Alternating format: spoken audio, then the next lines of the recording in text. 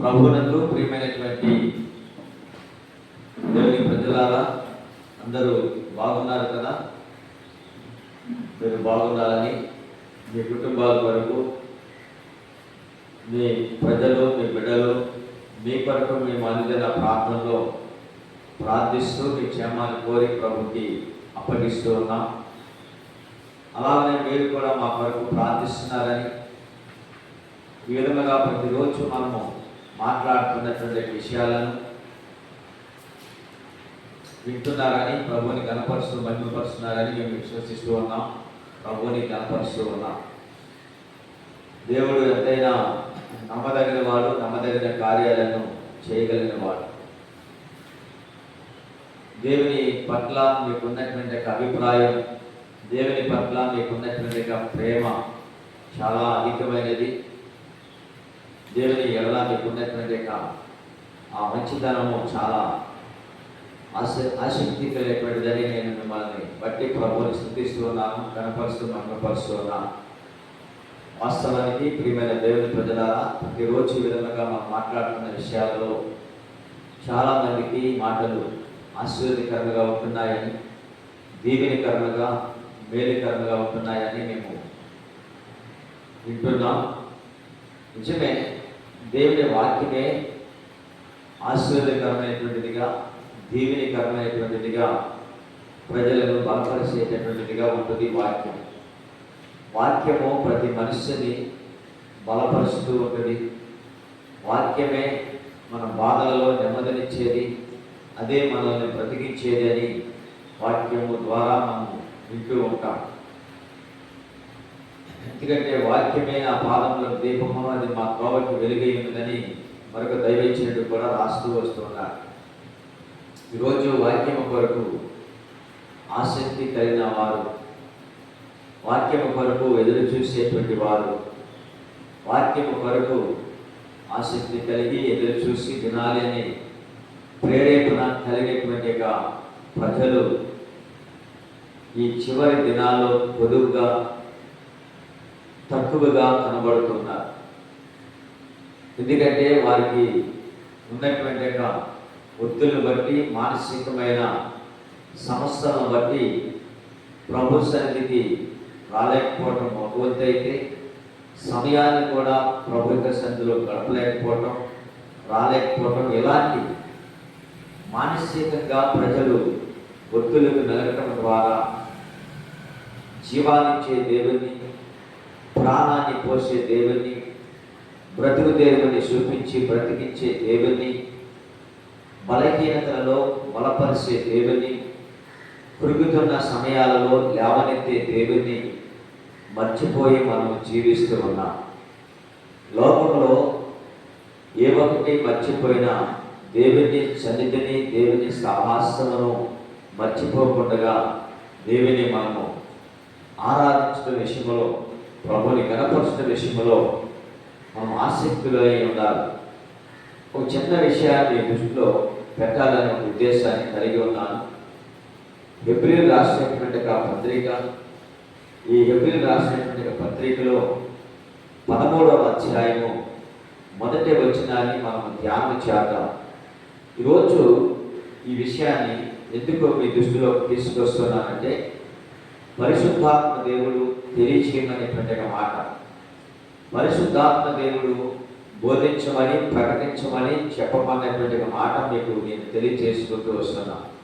ఈ మాటలో అపోస్తలుడైనటువంటి పౌలు ఈ హెబ్రీయులకు రాసినటువంటి పత్రికలు ఈ మాటలు గుప్తపరిచి ఉన్నారు. కేవలము ధర్మశాస్త్రంలో ఉన్నాయి, కీర్తనాకారులు రాసినటువంటి కీర్తనలో కూడా ఈ మాటలు గుప్తపరిచి ఉన్నారు. ఈ చివరి దినాల్లో ఇలాంటి పరిస్థితికి ప్రజలు దూరమైతూ, పరిస్థితులకి ప్రజలు వేరైతూ, భిన్నాభిప్రాయాలు కలిగి, స్వార్థ ప్రియులుగా, బిక్కమలాడేవారుగా ఇలాగన ప్రజలు ఉంటూ ఉన్నారు. వారు ఎవరు అంటే ప్రభువుని ఎరగిన వారు కాదు, ప్రభువుని తెలుసుకున్నటువంటి వారు కూడా కాదు. ప్రభువుని ఎరిగిన వారే, ప్రభు సన్నిధిలో వారు ప్రభువుని రుచి చూచి తెలుసుకొని ఒకే బలలో పాలు భాగస్తులవుతున్నటువంటి వారే ఈరోజు బింకమలాడుతూ వారు రకరకాలైనటువంటి విభిన్నమైనటువంటి ఆలోచనలకి ప్రవర్తనకి దారితీస్తూ వారి మూలముగా అనేకమైన వారిని కూడా హృదయాలను వాళ్ళని కృంగతీస్తూ బలహీనపరిచేటువంటి పరిస్థితి ఈ చివరి దినాల్లో సంఘాలలో మనం చూస్తూ ఉన్నాం. సమాజాలలో కూడా అది చూస్తూ ఉన్నాం. 10 మందికి మేలు కలిగించేవారుగా, 10 మందికి మార్గదర్శిగా ఉండవలసిన వారిగా ఉండటానికి బదులుగా వీరిలో వీరే కొట్లాట్లు, పోట్లాట్లు, రకరకాలైనటువంటి గొడవలు, కలహాలు, ఆస్తుల కొరకు, లేకుంటే ఔశ్వర్యముల కొరకు, లేకుంటే ఫలాలు, స్థలాల కొరకు ఇలాంటి పరిస్థితులు కలిగి దేవుని నామాన్ని అవమానపరిచేటువంటి పరిస్థితులు కనబడుతూ ఉన్నాయి. దేవుని లేఖనాల్లో మిమ్మల్ని బట్టి కదా దినమెల్లా నా నామము అన్యజనుల మధ్యలో దూషించబడుతున్నదని వాక్యము నెరవేరుతూ ఉన్నది సాక్షాత్ ఇప్పుడు. అందుకే ప్రభు చెప్పిన మాట దేవుని వాక్యంలో, సహోదరి ప్రేమ నిలువరముగా ఉండనీయుడి అన్నారు. సహోదరి ప్రేమ, ఈ సహోదరి ప్రేమ నిలువరముగా ఉండట్లే. ఈ సహోదరి యొక్క ప్రేమ కోల్పోతున్నారు. సహోదరుల యొక్క అనుబంధము, రక్త సంబంధము, ఆత్మ సంబంధము ఇవి ఏమవుతున్నాయంటే మెల్లమెల్లగా దిగజారేటువంటి పరిస్థితి కనబడుతుంది. సహోదరు ప్రేమ అంటారు.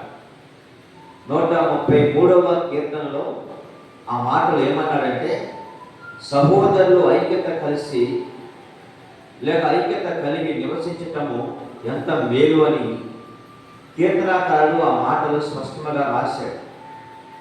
ప్రియులారా, మీరు ఈ విషయాన్ని చాలా చక్కగా మనసు పెట్టి చదవండి. ఈ సహోదరులైనటువంటి వారు ఒకవేళ పెద్దవాడు చిన్నవాడి మీద తిరుగుబడుతున్నప్పుడు, చిన్నవాడు దేవునికి లోబడిన వాడైతే పెద్దవాడు తిరగబడుతున్నప్పుడు అది దేవుడే చూసుకుంటారని దేవునికి అప్పగించి లోబడేటువంటి మనసు చిన్నవాడిగా ఉండాలి. లేదు ఒకవేళ పెద్దవాడే మీదకి చిన్నవాడు తిరగబడుతుంటే పెద్దవాడు లోబడి దేవునికి భయపడి తగ్గించుకుని లోబడే పరిస్థితి తనకైనా ఉండాలి. అది సహోదరి యొక్క ప్రేమ. లేదు చిన్నవాడు పెద్దవాడి మీద తిరగబడుతున్నప్పుడు, పెద్దవాడు చిన్నవాడి మీద తిరగబడుతున్నప్పుడు ఇద్దరు కలిసి ఏకమై కొట్లాటలో కొట్టుకుంటూ ఉన్నప్పుడు అది సహోదరి ప్రేమ అనబడదు.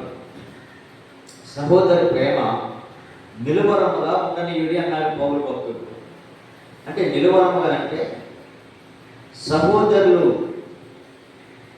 మరణించేంత వరకు అది ఆత్మ సంబంధమైన సహోదరులైనా, శరీర సంబంధమైన సహోదరులైనా, రక్త సంబంధమైన సహోదరులైనా, ఆత్మీయ సహోదరులైన సహోదరులు సహోదరులే. అంటే అన్న తమ్ముడు సహోదరులు, అక్క చెల్లి సహోదరి యొక్క ప్రేమ, వీళ్ళ యొక్క ప్రేమ అంతవరకు అది నిలిచి ఉండాలి. అంతవరకు దాన్ని వారు కాపాడుకుంటూ ఉండాలి. ఎందుకంటే వీళ్ళు సహోదరులు అంటే ఎవరు? వీళ్ళు దేవుని ప్రజలు. వీళ్ళిద్దరూ ఒకే సంఘములో, ఒకే సమాజంలో పనిచేస్తున్నటువంటి వారు. ఒకే దైవ సేవకుని బోధ వింటూ, ఒకే దైవ సేవకుని యొక్క చేతుల మీదకి ఇస్తున్నటువంటి ద్రాక్ష రసము రొట్టెలు తీసుకుంటున్నటువంటి సహోదరులు. మరి వీరిలోనే ఇలాంటి కలహాలు, విభిన్నమైనటువంటి ప్రవర్తన ఆలోచనలు కలిగి ఉంటున్నప్పుడు దేవుని చేతికి ఆశీర్వాదాలకు వీళ్ళు దూరం అవుతారు. ఇవేలే కాకుండా వీళ్ళ మూలముగా సమాజము చాలా బలహీనపడుతూ ఉంటుంది. సంఘము చాలా వెనకబడుతూ ఉంటుంది. 10 మందికి మార్గదర్శిగా ఉండవలసిన వేరే, 10 మందికి ఆదర్శనీయంగా ఉండవలసిన వేరే, 10 మందికి వ్యతిరేకంగా కనబడితే మార్గాలను తప్పించేవారు ఉంటే దేవుని నామము అవమానపరచబడుతున్నది. యాత్ర కీర్తన దావీదు 133వ కీర్తనలో అదే మాటను రాశాడు. 13వ అధ్యాయంలో మనం ఎబ్రిల్ రాసిన పత్రికలో చదివిన మాట, సహోదరు ప్రేమ నిలువరముగా ఉండనీయుడి అన్నాడు. ఇక్కడ సహోదరులు ఐక్యత కలిగి నివసించుట అన్నారు. అంటే సహోదరులు ఐక్యత కలిసి నివసించుట. ఒక 10 మంది దైవ సేవకులు ఉంటే కలిసి నివసించలేకపోతున్నారు. ఒక 10 మంది దైవ సేవకులు ఉంటే కలిసి ప్రయాణం చేయలేకపోతున్నారు. 10 మంది దైవ సేవకులు ఉంటే వారు కలిసి ఒకే మీదిగా నిలబడి దేవుని యొక్క వాక్యాన్ని సంపూర్ణంగా అందించలేకపోతున్నారు. వీరి మీద వాళ్ళ మీద వీళ్ళు ఈ విధమైనటువంటి ప్రవర్తన కలిగి జీవిస్తూ ఉన్నారు దైవ సేవకులు సహోదరులకి. ఒకే తల్లికి పుట్టినటువంటి బిడ్డలు కూడా, ఒకే తల్లికి పుట్టినటువంటి బిడ్డలు, తల్లి పుట్టిన అన్నదమ్ములైనటువంటి వారు కూడా, ఇది నిజంగా ఆదికాండంలోనే ప్రారంభమైంది.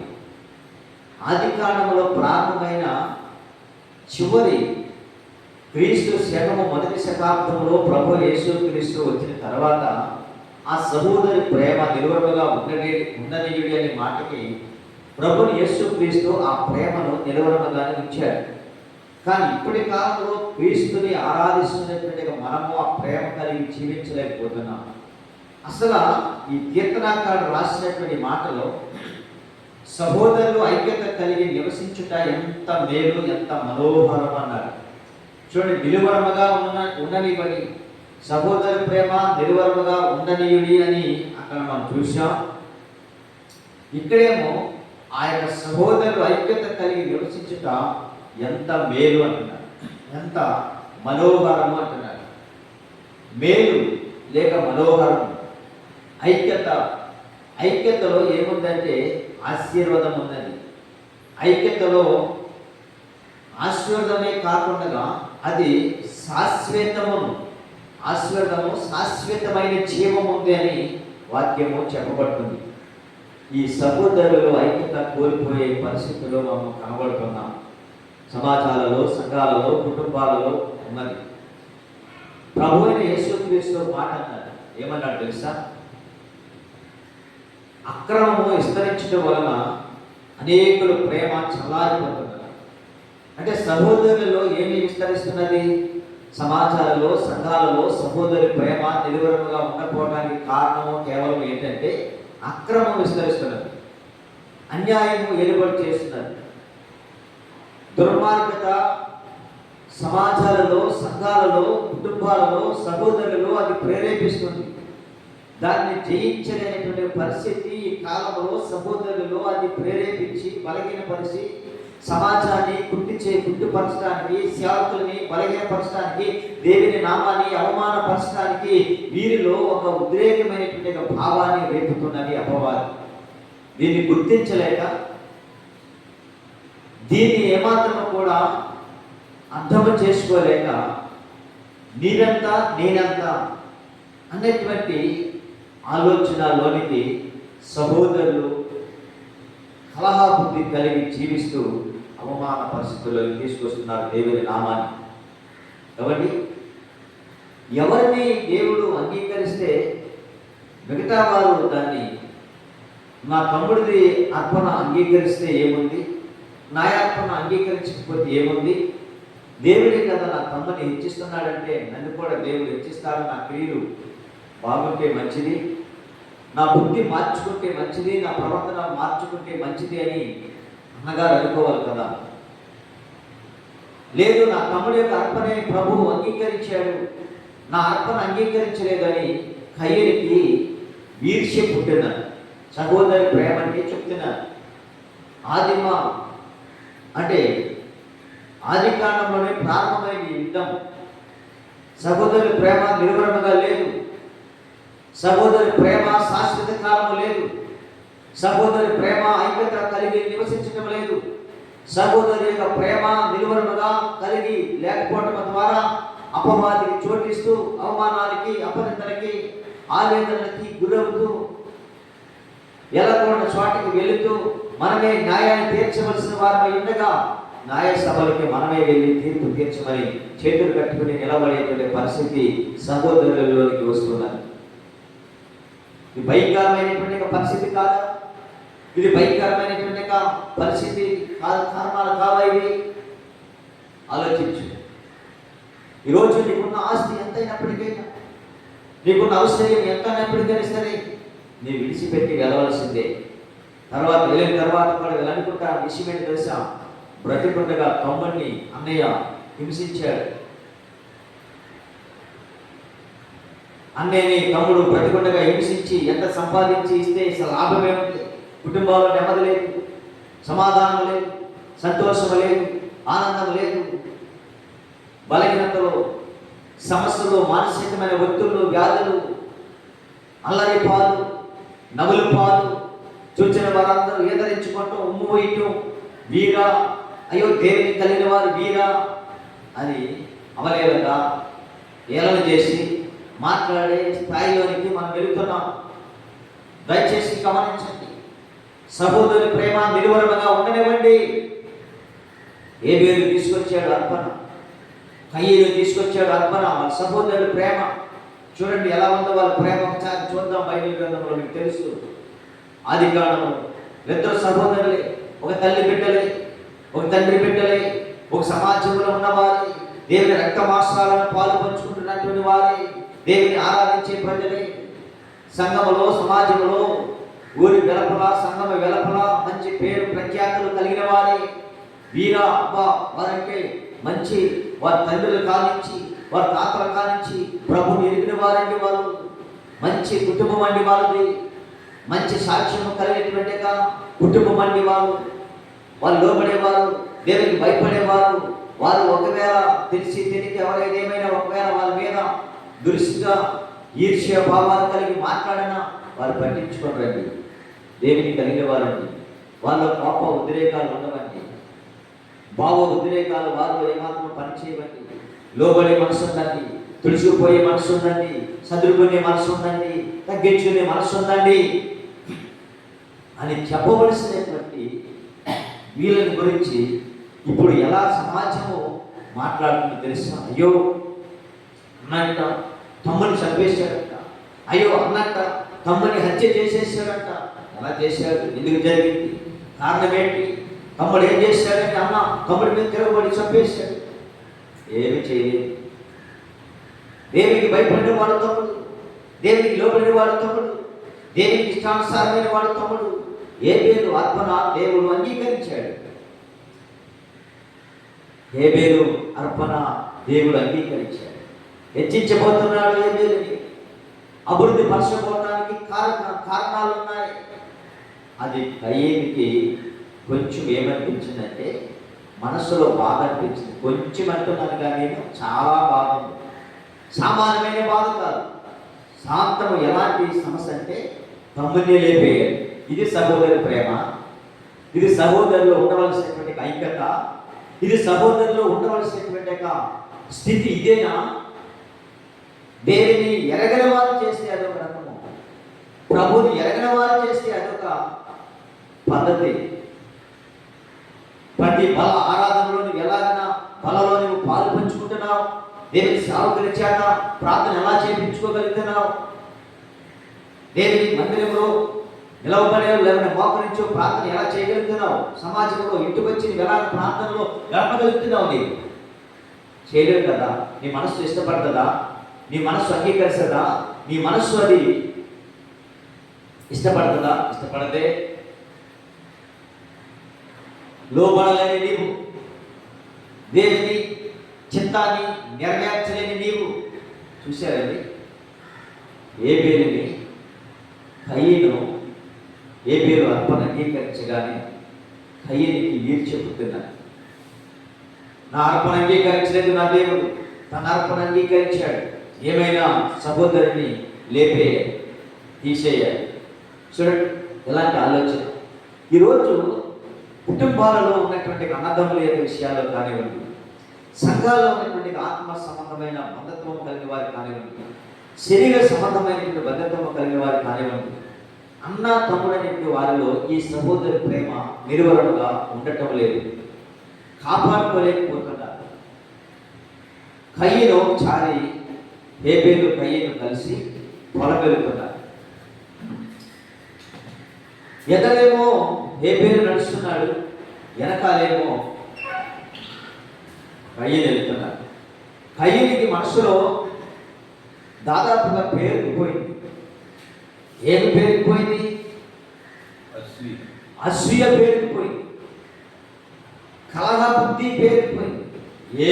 ఏమైనా సరే నా సహోదరుని లేపేయాలనేటువంటి ఆలోచన ఎంత బయట. ఇది ఎవరు పుట్టించారనుకుంటున్నానంటే నేను, ఇది కేవలము దురాత్మ ప్రేరేపణి, దైవాత్మ దైవ లక్షణాలు కావు ఇవి. దుష్టుడు నీలో ఏర్పాటు చేస్తున్నాడేమో, అపవాది ఒకవేళ నేను ప్రేరేపిస్తుందేమో చంపాలని సహోదరుని. సాధారణ క్రియలు ఒకవేళ నిన్ను వెంబడిస్తూ సహోదరుని సంపాదని నిన్ను ఒకవేళ ప్రేరేపిస్తున్నామో గమనించావా? ఒకసారి ఆలోచించి తిరిగావా? ఇది నాలో కలిగిన బుద్ధి నాదా, వేరొక అపవాది నాలో పుట్టిస్తుందా అని ఒకవేళ ప్రార్థన చేసి అడగచ్చు కదా. కోపం తగ్గిస్తాడు కదా ప్రభు. కోపము మానవ ఆగ్రహం విడిచిపెట్టను, అది కీడికే కారణము. నీకు కోపం ఉంటుంది, అందరికీ ఉంటుంది కోపం, దైవ సేవకులుగా మాకు ఉంటుంది. కానీ కోపపడి కానీ పాపము చేయబడి అన్నాడు పౌలు భక్తుడు ఎఫెసీ యొక్క సంఘాన్ని పట్టణానికి వెళ్ళినప్పుడు. చంపిన తర్వాత కయ్యను ఏం చేశాడంటే యెహోవాని కయ్యను తన తమ్ముని చంపేశాడు. నాగటి సాలి కింద ఇసుక పొర్ర పొయ్యి తొవ్వి తప్పెట్టేశాడు. ఎవరికి చూడలేదనుకున్నాడు, ఎవరికి తెలియదనుకున్నాడు. నేనే కదా ఉన్నది, నా తల్లిదండ్రులు ఎక్కడో ఉన్నారు గుడారంలో చాటున, నేను నా తమ్ముడి తప్ప ఇంక వేరే సంతానం లేదు, ఏదే ప్రజలు లేదు, ఏమి చూడలేదనుకున్నాడు. ప్రియులారా, నువ్వు చేస్తున్నటువంటి మోసం, నువ్వు చేస్తున్నటువంటి హృదయంలో తలంపులు, ఆలోచనలు, తమ్ముడి విషయంలో నువ్వేమని ఆలోచిస్తున్నావు, అన్నగారి విషయంలో తమ్ముడు ఏమి ఆలోచిస్తున్నాడు, ఎవరు చూడకపోవచ్చు. చూచుచున్న దేవుడు ఒకడు ఉన్నాడని గుర్తించుకో.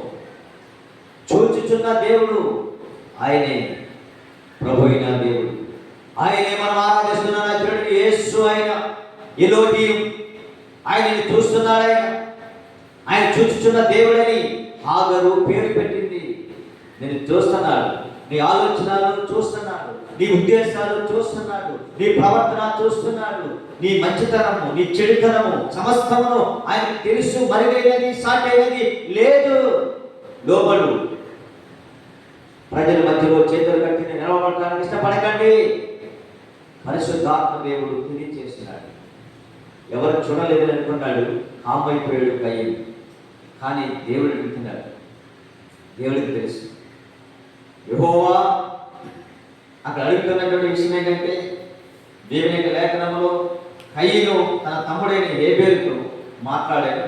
వారు పొలంలో ఉన్నప్పుడు కయ్యను తన తమ్ముడైన హేబేలు మీద పడి అతన్ని చంపేసి భయంకరమైన పరిస్థితి.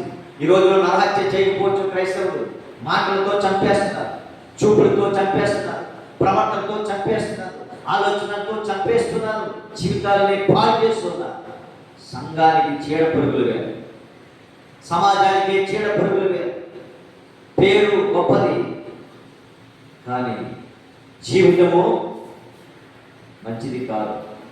చూడండి అక్కడ అంటున్నాడు, అతనిని చంపేనని అంటున్నాడు 9వ వచనంలో. యెహోవా నీ తమ్ముడైన హేబేలు ఎక్కడ ఉన్నాడని కయ్యను అడగగా ఏమడుగుతున్నాడంటే, దేవుడు అడుగుతాడు, నేను అడుగుతాడు, కయ్యను నీ తమ్ముడైన హేబేలు ఎక్కడ ఉన్నాడు? నీ సహోదరులో ఉన్న ప్రేమ ఏమైపోయింది? సహోదరులు ఐక్యత కలిగి నివసించాలని వాక్యం తెలియజేస్తుంటే ఏమైపోయింది? మీరు అనుకోవచ్చు, అప్పటికి వాళ్ళకి ధర్మశాస్త్రము ఇవ్వలేదు కదండి, సహోదరి ప్రేమ వాళ్ళకి తెలియదండి అని మీరు అనుకోవచ్చు. వీళ్ళరా, సహోదరి ప్రేమ ఉంది, అందులో నుంచే ఉంది, తెలియకపోవడం కాదు. కయ్యలో పులిబుద్ధి, అసూయ, వ్యాసదానం, దుష్టత్వం, ఇంకా రకరకాలైనటువంటివి. అంటే నేను మాత్రమే దేవునికి ఆత్మను ప్రార్థించేవాడినిగా ఉండాలి, వేరొకరు ఉండకూడదు. ఇలాంటి భావన ఇప్పటి కాలంలో కూడా చాలా మంది జీవితాల్లో ఇలాంటివి మనం చూస్తున్నాం. హేబేలు ఏమయ్యాడు? ఈ తమ్ముడైన హేబేలు ఎక్కడ ఉన్నాడు అంటే ఆయన ఏమన్నాడు తెలుసా? దేవుని యొక్క లేఖనాలు కయ్యను అడుగగా అతడు నేను ఎరుగను, ఏమన్నాడు? నేను ఎరుగను, నీ తమ్ముడే కదా, నువ్వు చిన్నప్పుడు నీకంటే వాడు 3 సంవత్సరాలు వెనక పుట్టాడు కదా, నువ్వు 3 సంవత్సరాలు పుట్టినవాడు కదా, వాడిని భుజాల మీద ఎక్కించుకొని, తమ్ముడిని భుజాల మీద ఎక్కించుకొని గోరుముద్దలు తినిపించి, చందమామడికో సూర్యుడికో చంద్రుడికో అని చక్కగా గోరుముద్దలు తినిపించి భుజాల మీద ఎక్కించుకొని తమ్ముడిని ఆడించావు కదా. చిన్నప్పుడు ఉన్న ప్రేమ ఆడించావు, లాలించావు, కౌగులించుకున్నావు, ముద్దు పెట్టుకున్నావే, ఇంత ప్రేమ అప్పుడు ఉందే. తమ్ముడి మీదకి ఎవరైనా ఒకవేళ రాయేసినా, గోళీలు ఆటలాడుతూ గోళీ పుచ్చి తన మీద బాధిన తమ్ముడిని పక్కన పెట్టి అతని మీదకి వెళ్ళి దౌర్జన్యంగా ఏరా నా తమ్ముని ఎందుకు ఇలా చేశావని బాధిన వాడితే, మరి ఇప్పుడు ఏమంటున్నావు? తమ్ముడు ఎక్కడున్నాడో తెలియదంటున్నావా? తమ్ముడు ఏమయ్యాడో నాకు తెలియదంటున్నావా? దేవుడికి తెలుసు, అడిగేది దేవుడు. ఈరోజు చిన్నప్పుడు నీకంటూ ముందు 3 సంవత్సరాలు పుట్టిన వాడిని కౌగులించుకొని భుజాల మీద ఎక్కించుకొని ఎక్కడ లేని ప్రేమ అనుబంధాన్ని చూపించాలి, రక్త సంబంధాన్ని చూపించాలి. తల్లి తండ్రి ఒకవేళ వారికి పరిభారాల్లోనికి దూరంగా వెళ్ళిన ఆ తమ్ముడి యొక్క బాధ్యత అన్నగా నీ మీద పెట్టినప్పుడు నీవే తల్లిదండ్రులు వచ్చేదానికి ముందుగా వారికి స్నానం చేపించావే, గోరుముద్దలు తినిపించావే, బట్టలు వేసావే, వస్త్రాలు ధరించావే, వారిని కౌగులించి ముద్దు పెట్టుకుని వారిని లాలించి ముద్దుగించి వజ్జగించి వారిని చక్కగా జోకి పెట్టి పరుండ పెట్టావే. వారు ఏడుస్తుంటే చక్కగా వారిని లాలించి ఆ ఏడుపు నుంచి విడిపించావే. ఇప్పుడు ఏమంటున్నావు? నా తమ్ముడు తెలియదంటున్నావా? ఈరోజు ఇదేనా సహోదరి యొక్క ప్రేమ? ఈరోజు ఇదేనా దేవుని యొక్క ప్రేమ? దేవుని ఆరాధించే ప్రజలారా, దేవుని ఆరాధించేటువంటి ప్రజలారా గమనించండి. మనము దేవునికి మాదిరిగా ఉండవలసిన మనము దేవునికి మనమే అడ్డుబండలుగా ఉంటే అవమానం కదా, అపకీర్తి కదా. గుర్తించుకో, ఇప్పటికైనా తెలుసుకో. సహోదరి ప్రేమ నిలవరగా ఉంటే వాళ్ళకి వచ్చి ఆశీర్వాదాలు 2 ఉన్నాయి. ఆ విషయాలు చెప్పి నేను ముగిస్తా. ఇక్కడ ఉన్నాడు, నేను ఎరుగను, నా తమ్ముడికి నేనేమైనా కావలావాడినా అంటున్నాడు. సరే, ఆ విషయాన్ని అక్కడ పెడదాం. దేవుడు ఒక విషయాన్ని జ్ఞాపకం చేస్తున్నారు. కీర్తనలోనే 133వ ఆ కీర్తనలో ఆ సహోదరులు ఐక్యత కలిగి నివసిస్తే, ఐక్యత కలిగి జీవిస్తే, ఐక్యత కాపాడుకుంటే నిలువరము అంటే చివరి వరకు కాపాడుకుంటే వాళ్ళకి వచ్చే ఆశీర్వాదాలు 2 ఉన్నాయి. వాటిని జ్ఞాపకం చేసి నేను ముగిస్తాను. దేవునికి మహిమ కలుగుగాక. సహోదరులు ఐక్యత కలిగి నివసించుట ఎంత మేలు, ఎంత మనోహరం. ఏంటి ఆ మేలు మనోహరం అంటే 3వ వచనంలో ఒక విషయాన్ని జ్ఞాపకం చేస్తాం. ఆశీర్వాదమును శాశ్వత జీవమును అచ్చట ఉండవలెనని యెహోవా సెలవిస్తున్నాడు. 1 ఆశీర్వాదము, 2వది శాశ్వతమైన జీవము. చూడండి, సహోదరుల యొక్క ప్రేమ నిలువరముగా ఉంటే కనుక ఖచ్చితంగా దేవుడు వాళ్ళకి ఇచ్చేటువంటి విషయం ఏంటంటే 1 ఆశీర్వాదము, 2వది శాశ్వతమైన జీవము. అట్టి కృప సహోదరి ప్రేమ కలిగి మీరు నిలువరముగా ఉండనివ్వండి. ఐక్యత కలిగి నివసించండి. చివరి నుంచి చివరి వరకు, అంటే పుట్టినది మొదలుకొని చనిపోయేంత వరకు దేవునిలో ఎదుగుతున్న మీరు, దేవుని కొరకు ప్రతినిధులుగా ఉంటున్నట్లుగా మీరు, మీ మూలంగా సంఘాలు స్థాపించబడవచ్చు, మీ మూలంగా సంఘాలు కట్టబడవచ్చు, మీ మూలంగా అనేక కుటుంబాలు కట్టబడవచ్చు. అలాంటి వారికి మార్గదర్శిగా మాదిరిగా ఉన్న మీరే మనకి అడ్డుబండలకు ఉండకూడదని మీకు ఇచ్చే ఆశీర్వాదాలు దేవుడు మీకు ఇచ్చేటువంటి శాశ్వత జీవాన్ని పోగొట్టుకోకుండా దాన్ని కాపాడుకుని మళ్ళా తిరిగి అత్యధికమైన మేలు చేత, అత్యధికమైన కృప చేత మీరు ఆశీర్వదించబడాలని దేవుని వాక్యం చేత వెనుకలు దీవించి ఆశీర్వదించుగాక. చిన్న ప్రార్థన. పరిశుద్ధమును నమ్మకమును పరలోకమున మా తండ్రి, నీకు స్తోత్రాలు, వందనాలు. ఇంతవరకు సహోదరుల యొక్క ప్రేమ నిలువరముగా ఉండనియుడి అని చెప్పారు.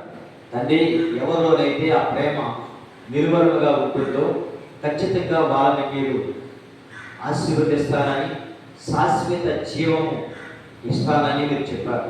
ఆ యొక్క ఆశీర్వాదానికి, శాశ్వతమైన జీవానికి వారసులుగా నన్ను, మమ్మలను, మా సంఘానికి వస్తున్న ప్రతి కుటుంబాలను, రక్త సంబంధికులు, శరీర సంబంధికులు, అలాగే ఆత్మ సంబంధికులు, అయా ఒక తల్లి బిడ్డలుగా ఉంటున్న మమ్మల్ని అందరినీ కూడా ఆ సహోదరికి ప్రేమ నిలువరముగా కాపాడుకోవడానికి, శాశ్వత కాలం వరకు కాపాడుకోవడానికి అట్టి ప్రేమ మా పట్ల మీరు అధికముగా నుంచి మేలు చేసి మహిమ తెచ్చుకోమని, సమస్త ఘనత, మహిమ, ప్రభావం మీరు పొందుకోమని మీ ప్రియ కుమారుడు రక్షకుడైన యేసు క్రీస్తు నామములో ప్రార్థిస్తున్నాం తండ్రి. ఆమేన్. యేసు రక్తమే, ప్రభు యేసు రక్తమే, యేసు రక్తం సంపూర్ణ విషయం కలుగుగా.